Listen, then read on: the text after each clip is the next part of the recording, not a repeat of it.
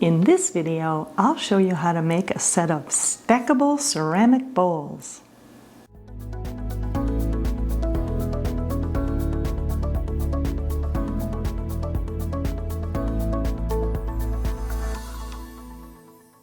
Hi, welcome to Pottery Crafters. Today we're going to be making a real cool set of stackable ceramic bowls that you can use for all sorts of things like food prep, dips, or even as a decorative addition to your home.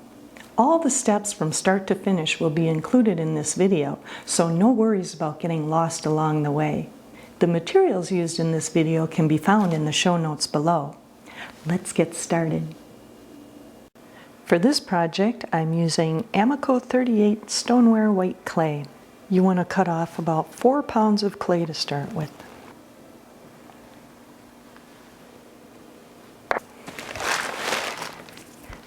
Get my little handy scale out. Every pottery studio needs a scale.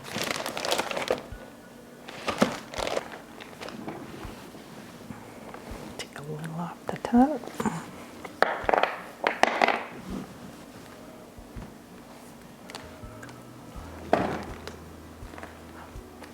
Four pounds. Now it's time to do the least liked but most important part, wedging your clay. You can do the spiral wedge, or the ram's head, or the stack and slam. I have a video with 3 different types of wedging for you to check out, and you can pick out the one that's right for you. Make sure you get all those little air bubbles out.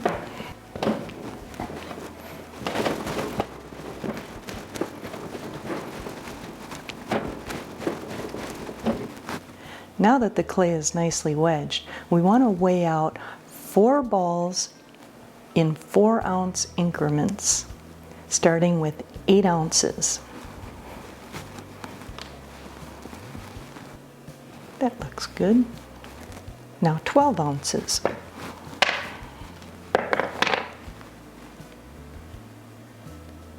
Now a pound. That looks good. And a pound and 4 ounces. Pat them into balls and put them in a plastic bag to go to the wheel. To make your stackable bowls, you'll need a ruler, calipers, and a measurement sheet ready. Measurements are important so your bowls can stack properly. It has the amount of clay, the height, the size of the rim, and foot. There's a link down below with the measurement sheet for you. For the first bowl, you want to measure out 2.5 inches for your foot with the calipers and mark it on your sheet. You want the height to be 2 inches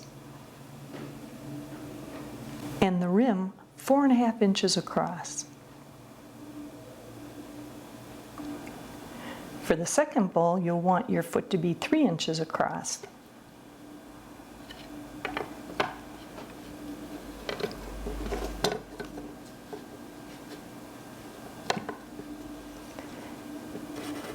And mark your sheet.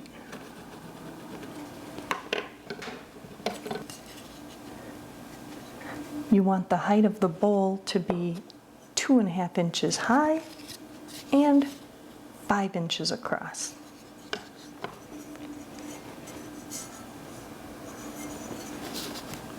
For the third bowl, you'll want your foot to measure 3.5 inches across.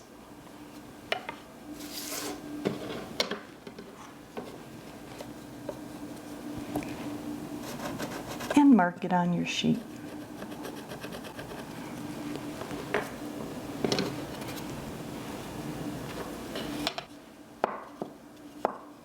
You want the height to be 3 inches and the rim to be 5.5 inches across.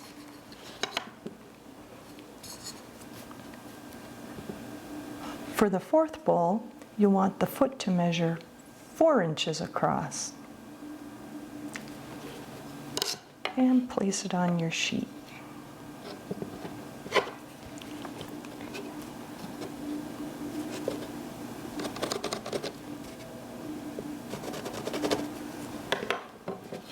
It's much easier to do this now than when your hands are all full of clay.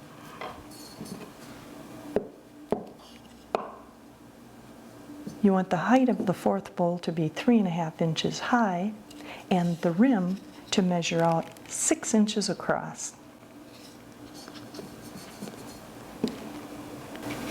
Now that you have the measurements, let's go throw the stackable bowls on the wheel.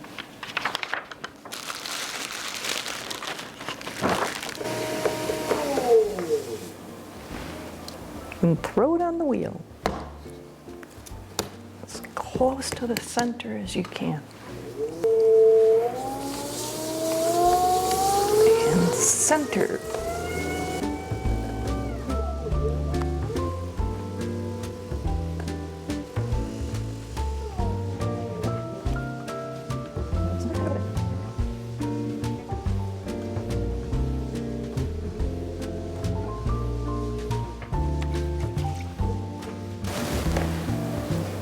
You want to stop to check the thickness with your needle tool. I'm going to trim, so I want each piece to be 1/3 of an inch thick on the bottom. Perfect.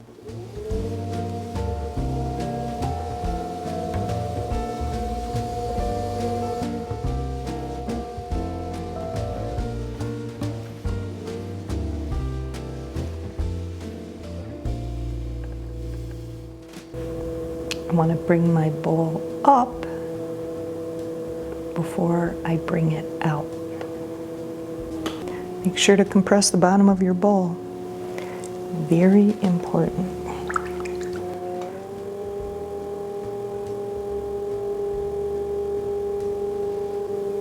I have extra clay on the top for when I bring my bowl out. Otherwise it'll get too thin on the rim. Just take your time. There's no rush with pottery.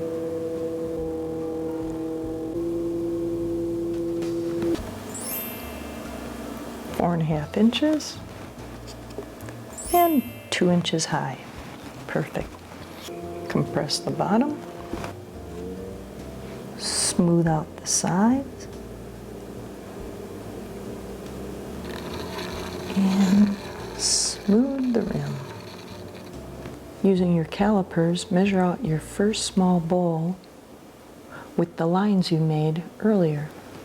And you want the bottom to be 2.5 inches across. Using my ultimate edger, I'll get rid of the extra clay. Perfect. I have my second 12-ounce ball of clay. Well, throw that on the wheel, right in the middle, there.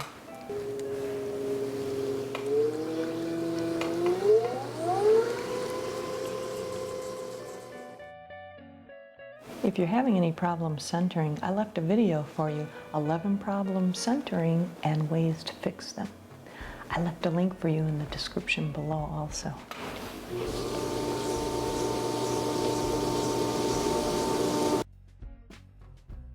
With your needle tool. Now the base can be thinner if you're not going to trim.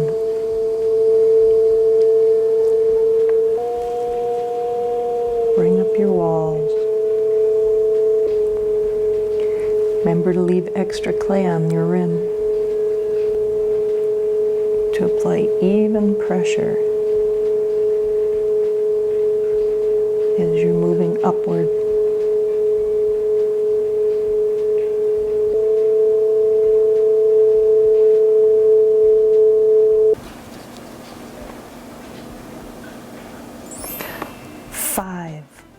Don't touch it. 2.5. Yes. The base, 3 inches. My little cheat sheet here. 3 3 inches.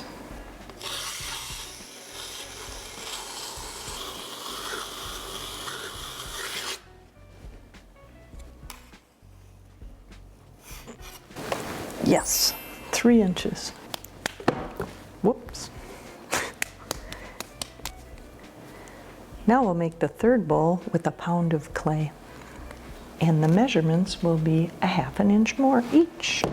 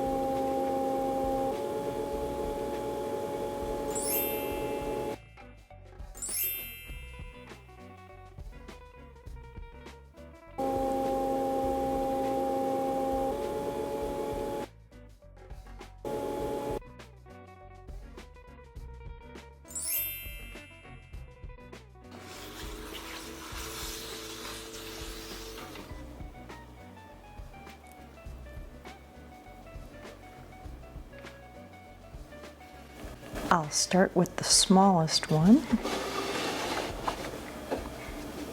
I like trimming the bottoms.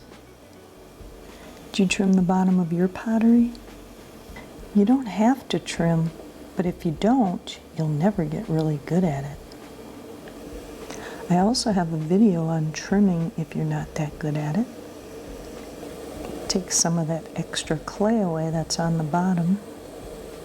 Did you know that a trimmed foot actually insulates your pottery better? Because the whole surface isn't laying flat on the table. Make sure and keep your trim tool clean. I love these Kemper trim tools. Very nice. Now smooth it out with the smoothing sponge. Really like this sponge, it comes in handy. Sign it and move to the next bowl. Any new viewers to the channel, make sure you introduce yourself in the comments section below. There's something about trimming that's really cool. I enjoy it. Do you like trimming, or are you afraid to do it? Afraid of messing up the bottom? I've messed up a few bottoms until I got it right. Oh, no, I still mess up bottoms. I really like the trimmed bottom, though. Just adds character to your piece. Smooth it out. Time to trim bowl number 3. I like using this pottery wheel machine for trimming. I use it for throwing small things too, but I mainly like it for trimming. Smooth it out, sign it, and let dry. Now for the 4th and last small bowl. Boy, this Giffen grip really makes centering quick and easy.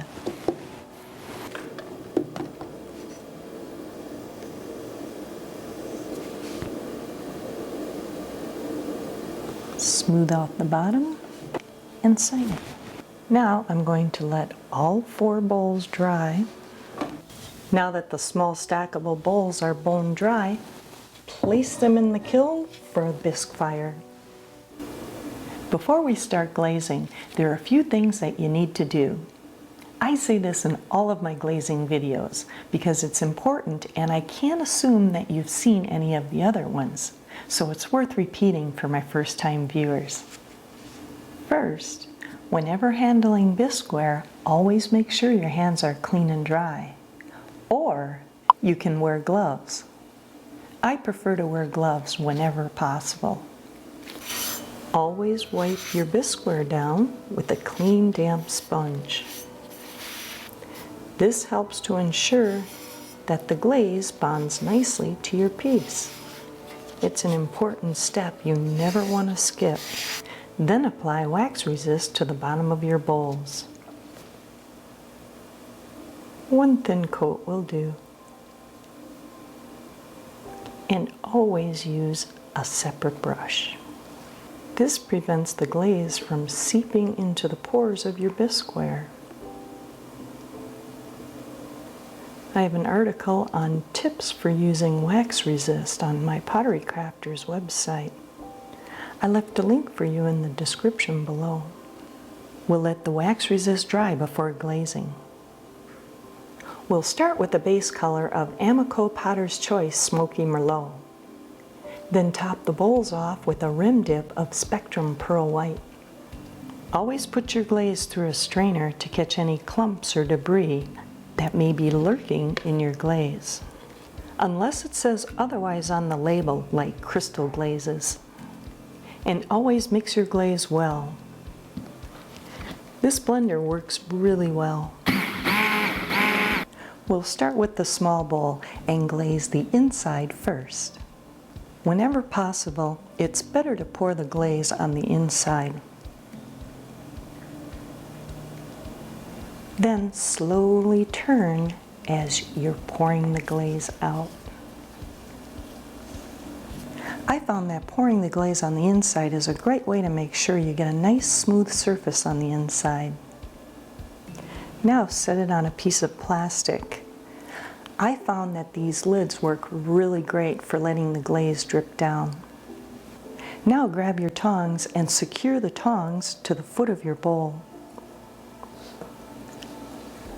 Like this, and pour the Smoky Merlot all over the outside of your bowl and rotate as you're pouring. Put it back on the plastic until it's dry to the touch. Make sure you don't have too much glaze pooled on the bottom of your foot. Then wipe the glaze off the bottom of your foot. Now set this aside and glaze another bowl. Pour it on the inside first.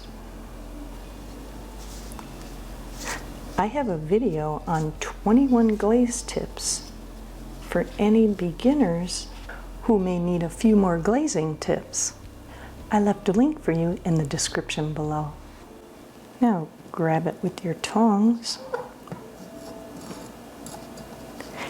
Nice and secure. Tongs are good for pouring the glaze on the outside so your fingers don't get in the way. Now pour all over the outside of your bowl. Oops. There we go. Smoky Merlot is a great glaze to use all by itself or for layering. Set it on the plastic lid. Get any extra glaze off of the bottom. Wipe the glaze off. The foot comes out so easy. Set this aside and let it dry to the touch. Now we'll do the same with the third bowl.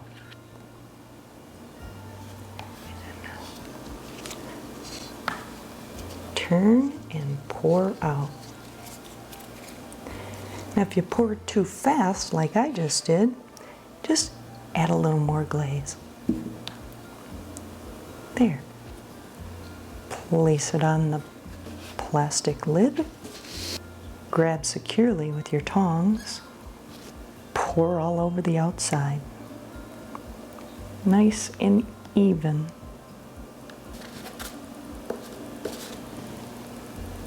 To To see more videos like this in the future, make sure you hit the subscribe button. And if you like what you see, don't forget to give me a thumbs up. Get that glaze off right away.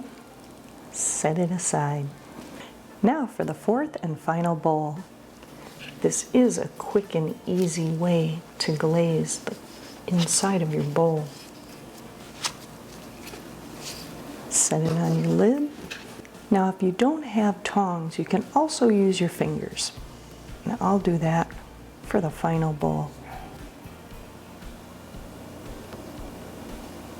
Get it all around. It works almost as good as using your tongs. Just have to make sure that you catch the area where your fingers are. Now I'll make sure that I get the foot of the bowl. Pour the extra glaze over. That works good. Wipe off your foot and set it aside. Now that the bowls are dry to the touch, flip them over and let the rims dry.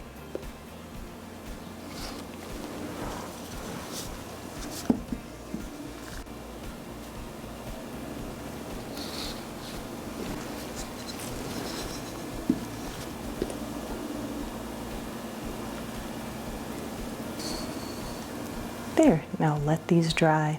What's your favorite way to glaze? Brushing, pouring, or dipping? Let me know in the show notes below. Now that the glaze is dry to the touch, we can top off each rim with a dip of Spectrum Pearl White. One nice dip for all 4 bowls. 1/4 of an inch is good.